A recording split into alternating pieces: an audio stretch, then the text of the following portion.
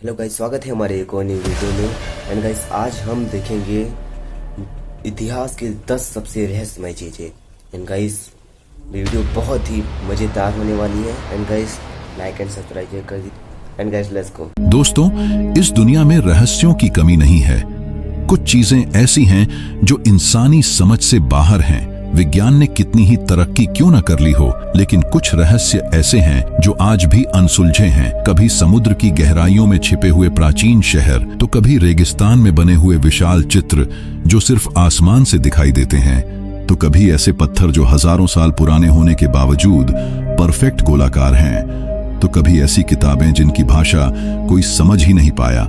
दोस्तों, आज हम बात करेंगे दुनिया के 10 सबसे रहस्यमयी चीजों के बारे में। यह सफर आपको ले जाएगा इतिहास की गहराइयों में, विज्ञान की सीमाओं से परे और कल्पना की उस दुनिया में जहां सवालों की भरमार है और जवाब गिनती के। लेकिन चिंता मत कीजिए, मैं हर रहस्य को इतनी आसानी से समझाऊंगा कि आपको लगेगा जैसे आप खुद वहां मौजूद हैं। हर हिस्से में रोचक कहानियां, फैक्ट्स और स्पष्ट एक्सप्लेनेशन होंगे ताकि आप बोर ना हों और वीडियो को अंत तक देखते रहें। वीडियो शुरू करने से पहले चैनल को सब्सक्राइब कर लीजिए और अपने दोस्तों के साथ शेयर करना न भूलिएगा।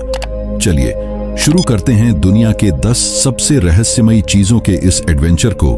दोस्तों, सबसे पहले बात करते हैं एक ऐसे रहस्य की जो समुद्र गाइस, बात में होगा। एंड गाइस, मैं आपको बताना चाहता हूँ कि दुनिया में कुछ भी असंभव नहीं है। और इस दुनिया में अगर कुछ भी असंभव है, कुछ भी नहीं है भाई।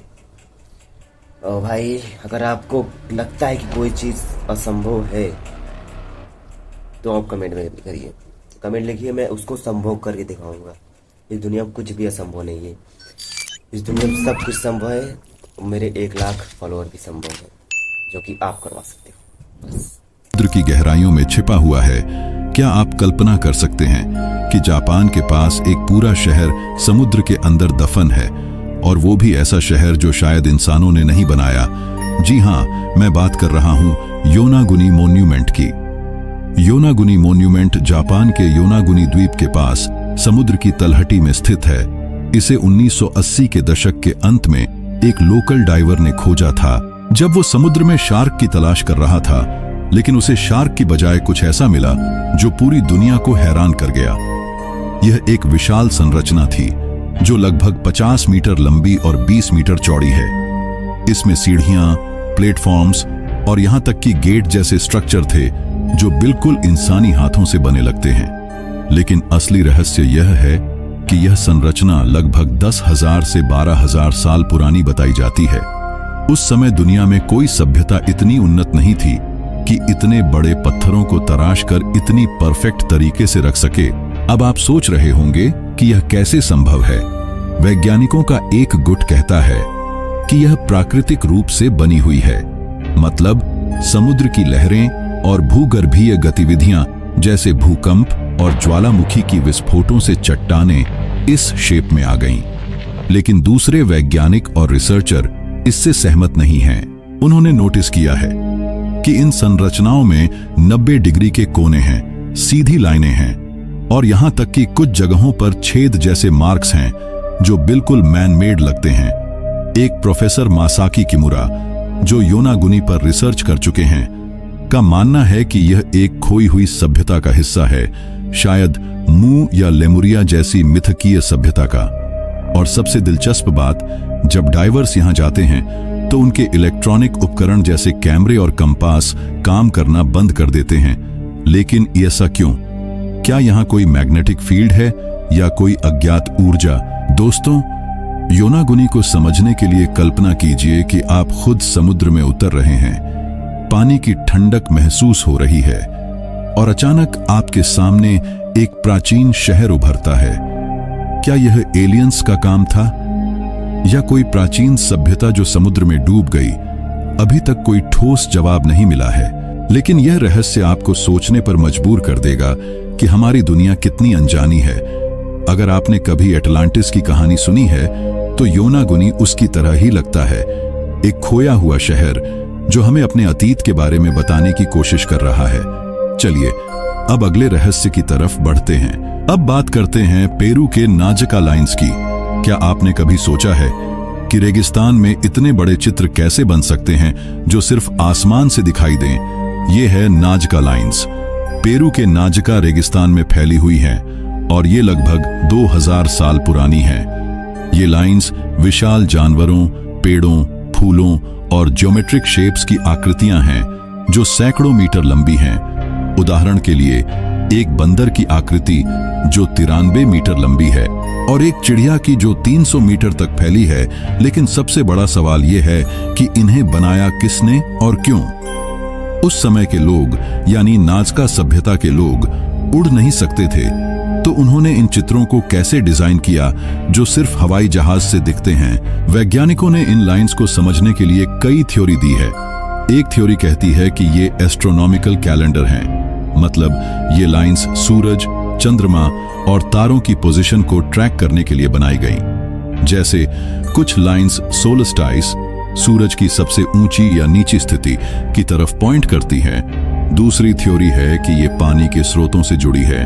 नाजका रेगिस्तान बहुत सूखा है, तो शायद ये लाइंस पानी के देवताओं को खुश करने या पानी की तलाश के लिए बनाई गई हों।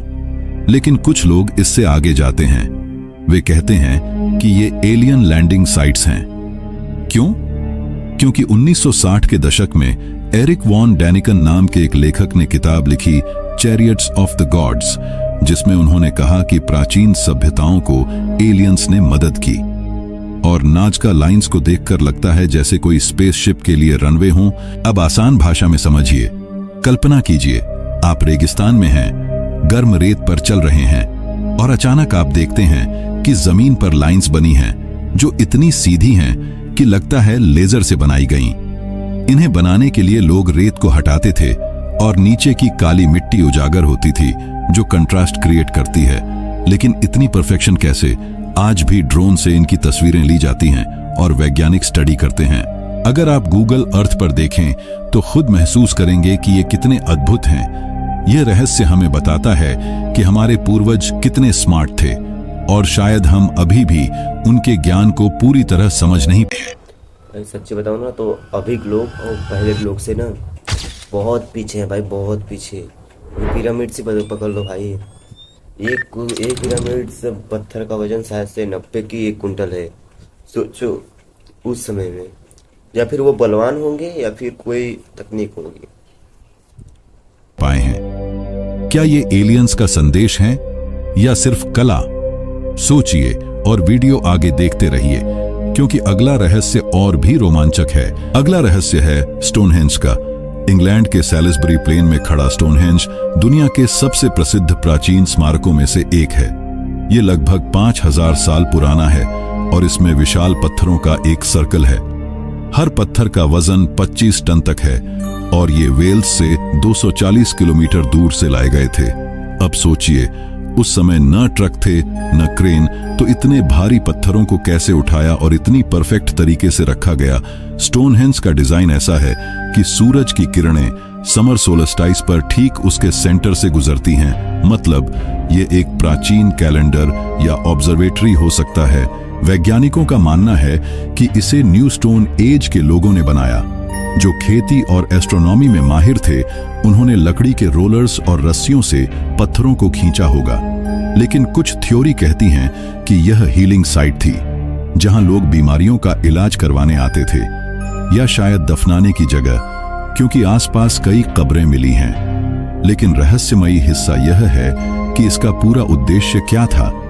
कुछ लोग कहते हैं कि यह मर्लिन जैसे जादूगरों का काम था या एलियंस ने मदद की। 2008 में एक रिसर्च में पता चला कि स्टोनहेंज के पत्थरों में एक विशेष ध्वनि गुण है। अगर आप वहां ड्रम बजाएं तो इको ऐसा होता है जैसे कोई रॉक कॉन्सर्ट हो। आसान एक्सप्लेनेशन के लिए कल्पना कीजिए, आप स्टोनहेंज के बीच में खड़े हैं, सूरज उग रहा है और किरणें पत्थरों से गुजरकर आपको छू रही हैं। यह न सिर्फ एक स्मारक है, बल्कि एक जीवंत इतिहास है जो हमें बताता है कि प्राचीन लोग ब्रह्मांड से कितने जुड़े हुए थे। आज भी हर साल हजारों लोग यहां आते हैं, खासकर सोलस्टाइस पर, और इसकी ऊर्जा महसूस करते हैं। क्या यह समय यात्रा का पोर्टल है या सिर्फ एक कैलेंडर? ये रहस्य आपको रातों की नींद हराम कर सकता है। लेकिन चलिए अगले पर जाते हैं। चौथा रहस्य है वॉयनिच मैन्युस्क्रिप्ट का। यह एक किताब है जिसकी भाषा आज तक कोई नहीं पढ़ पाया। यह 15वीं सदी की है और इसमें 240 पेज हैं। भाई देखो, क्या पता इसका मतलब पाकिस्तान में, गाइस सोचो, इसका छोड़ो तो पहले पाकिस्तान में दो ऐसे लोग हैं ना कि दुनिया में एक ही भाषा है, एक ऐसा भाषा है जो उन दोनों को ही बताते हैं। पर दुनिया में अगर वो दोनों मर गए ना, मतलब ख़त्म हो गए एक जब ही, तो गाइस समझ लीजिए इसके साथ साथ ना उनकी भाषा भी चलाते हैं। पता है कुछ तो कोई भाषा है, याद नहीं आ रही मेरे को। और वैसे वैसे पे आज तक आजकल के लोग हिंदी और जैसे संस्कृत को हम लोग भूल गए, भूलते जा रहे हैं और ऐसे हिंदी को भी भूल जाएंगे अगर यही हम लोग। अभी देखो 2000 चल रहा है, तो अगर हम लोग 15वीं सदी थी वो समझ लो कि अगर हम लोग 2150 2165 में अगर कोई कहे कि संस्कृत पढ़ो, तो कौन जानेगा भाई संस्कृत को? हाँ, जानेगा कौन मेरे को बताओ तो? कोई नहीं जानेगा संस्कृत कोई भाई। अभी 2050 में ही ना भूल जाए, मैं सोच रहा हूँ कोई पढ़ ही नहीं पाएगा, आने वाली जनरेशन ही नहीं जानेगी। अरे भाई मैं खुद नहीं जान रहा था कि संस्कृत भी होता है, बताओ, मैं शुरू से ही हिंदी पढ़ा। चलते ये एलियन ये मत बोल भाई यार। किताब में अजीब से चित्र हैं, ऐसी पौधे जो इस दुनिया में नहीं मिलते और एक स्क्रिप्ट जो किसी झांत भाषा से नहीं मिलती। इसे 1912 में विल्फ्रेड वॉयनिच नाम के एक बुक डीलर ने खरीदा था और तभी से यह एक पहेली बनी हुई है। दुनिया के टॉप क्रिप्टोग्राफर्स, लिंग्विस्ट्स और यहां तक कि आर्टिफिशियल इंटेलिजेंस ने इसे डिकोड करने की कोशिश की, लेकिन सब फेल हो गए। कुछ थ्योरी कहती हैं कि यह एक हॉक्स है, मतलब नकली किताब जो किसी ने मजाक में बनाई, लेकिन कार्बन डेटिंग से पता चला कि यह असली है।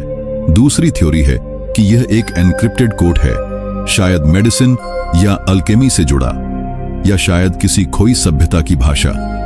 एक रिसर्च में कहा गया कि शब्दों का पैटर्न नेचुरल लैंग्वेज जैसा है, लेकिन मतलब समझ नहीं आता। यह वॉयनिच हमें चुनौती देती है कि हमारा ज्ञान कितना सीमित है। क्या यह टाइम ट्रैवलर की डायरी है या किसी जीनियस का सीक्रेट? यह रहस्य जितना पुराना है उतना ही ताजा लगता है। आगे बढ़ते हैं। 5वां रहस्य है ट्यूरिन का कफन। इटली में रखा यह एक कपड़ा है जिसमें एक आदमी की इमेज बनी हुई है। चेहरा, हाथ, पैर और शरीर पर चोट के निशान। लोग मानते हैं कि यह जीसस क्राइस्ट का कफन है जिसमें उन्हें दफनाया गया था। इमेज इतनी डिटेल्ड है कि लगता है फोटोग्राफ है, लेकिन यह 14वीं सदी का बताया जाता है। कार्बन डेटिंग से यह मिडिल एज का लगता है, लेकिन कुछ वैज्ञानिक कहते हैं कि डेटिंग गलत हो सकती है क्योंकि कपड़ा आग में जल चुका था। इसे कैसे बना? कोई पेंट नहीं मिला, कोई इंक नहीं। थ्योरी कहती है कि यह रेडिएशन या किसी केमिकल रिएक्शन से बनी। कुछ कहते हैं यह मिरेकल है, जीसस के रिसरेक्शन का सबूत। आसान एक्सप्लेनेशन, कल्पना कीजिए एक कपड़ा जो इतिहास की सबसे बड़ी घटना का गवाह है। वैज्ञानिक आज भी इसे स्टडी करते हैं और हर बार नया कुछ पता चलता है। क्या यह असली है या किसी कलाकार का कमाल? यह रहस्य धर्म और विज्ञान के बीच का पुल है। दोस्तों, अगले 5 रहस्यों का पहले मैं इंट्रो दे देता हूं। छठा रहस्य है बरमूडा ट्रायंगल का। कैरेबियन सागर में यह इलाका जहां जहाज और प्लेन गायब हो जाते हैं। 1945 में फ्लाइट 19 के 5 प्लेन गायब हुए और ऐसे कई केस हैं। 7वां है पीरी रेस मैप। 1513 का नक्शा जो एंटार्कटिका दिखाता है, जो तब खोजा नहीं गया था। इतना एक्यूरेट कैसे? 8वां है गीजा की ग्रेट पिरामिड, 4500 साल पुरानी परफेक्ट अलाइनमेंट। 9वां है ड्रोपा स्टोन्स, चीन में मिले, 12000 साल पुराने। 10वां है द्वारका शहर, भारत में समुद्र में डूबा कृष्ण का शहर, 9000 साल पुराना। दोस्तों, वक्त की कमी। सो गाइस, इसी के साथ एंड होती है अपनी वीडियो। एंड गाइस, बहुत ही खतरनाक था भाई वो लास्ट में, वो द्वारिका नगर जो समुद्र के नीचे गिरा था, तो वो भी हमारे। तो गाइस, आपको पता है कि मैं क्या बोल रहा हूँ, तो लाइक एंड सब्सक्राइब कर दीजिएगा। तो गाइस, मिलते हैं नेक्स्ट वीडियो में, तब तक गाइस जय हिंद, जय। बाय। देना वो अदना